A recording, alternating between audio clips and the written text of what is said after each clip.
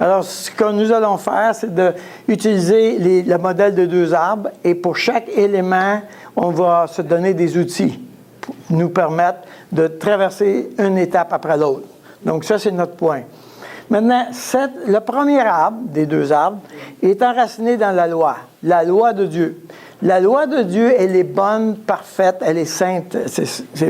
Maintenant, la loi, la particularité de la loi, c'est que si tu manques à un élément de la loi exige qu'elle soit résolue.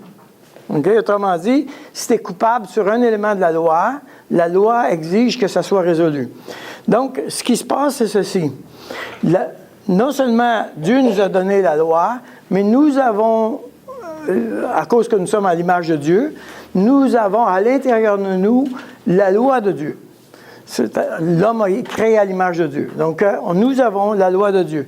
Alors, quand il arrive un événement dans ma vie qui vient en conflit avec la loi, alors je me mets en route pour résoudre le problème dans ma vie, pour régler le problème de la loi. Maintenant, puisque c'est moi qui tente de résoudre le problème, ce que ça donne au bout, c'est des fruits de la chair. Autrement dit, pour chaque fois que j'ai voulu résoudre un problème de la loi, à chaque fois, les résultats sont désastreux. Okay? Parce que c'est Christ qui résout le problème de la loi, c'est pas moi. La raison pourquoi je dis ça, c'est parce que la puissance de la loi est vraiment derrière ma démarche. Par exemple, si dans ma vie, mon père ou ma mère a fait quelque chose qui vient en conflit avec un de mes droits, par exemple, j'ai le droit d'être aimé par mes parents, n'est-ce pas? Si mon père ou ma mère, pour une raison quelconque, ont posé une action qui vient en conflit avec cette loi-là, je réclame le droit d'être aimé de mon père ou de ma mère. Parce que je réclame cet amour-là, j'ai des expériences qui confirment que je ne l'ai pas. Autrement dit, je peux vérifier si la loi a été rencontrée ou non. Et dans mon expérience, ça démontre que je ne l'ai pas eu. Donc, ce que je fais, c'est que puisque je n'ai pas eu l'amour que je devais avoir, je me pose une question, comment est-ce que je vais avoir l'amour que je veux? Et je me donne une idole qui va me permettre de rencontrer l'amour que je n'ai pas eu. Et cette idole m'emmène dans l'esclavage. Et elle va produire des fruits de la chair. OK?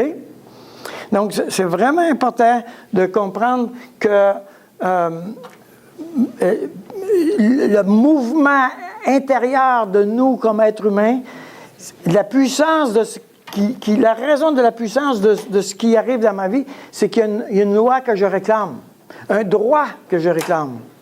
Et ce droit-là est tellement grand et personne ne peut contester le fait que tu as le droit. Tu as le droit. Donc, d'un point de vue juste, quand tu dis « j'ai le droit », que tu te places devant le juge est obligé d'admettre « c'est vrai, tu as le droit ». OK? Ça. Maintenant, le problème, c'est que je me fais droit. Je me fais justice. Ça, c'est le problème. Alors, oui, Dieu veut rencontrer le problème de la loi. Lui, il veut remplir la loi, la résoudre, l'accomplir. Mais il ne s'attend pas que moi, je fasse ça. À partir du moment où moi, j'essaye de faire ça, je commence à avoir des... La croyance, c'est pas genre, je ne suis pas aimé de mes parents, ça serait la croyance. Oui.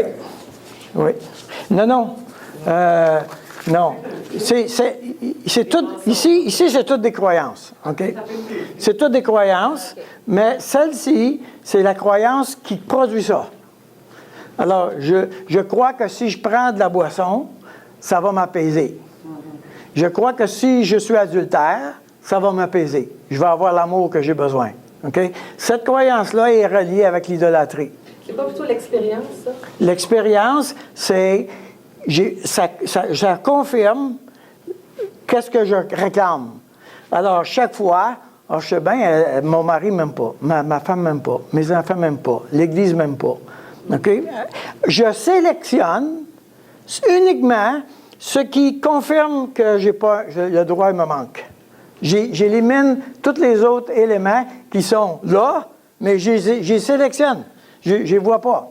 Alors, par exemple, il y a des gens qui vont dire moi, l'Église, j'ai entendu ça, moi, l'Église ne m'a jamais rien donné, misère.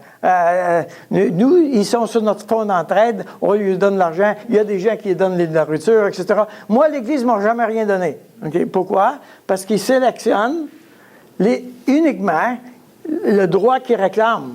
Mais le problème, c'est que le droit qu'ils réclament, personne ne peut leur donner. C'est une dette qui ne leur appartient pas. Les autres ne pourront pas jamais rencontrer cette dette-là.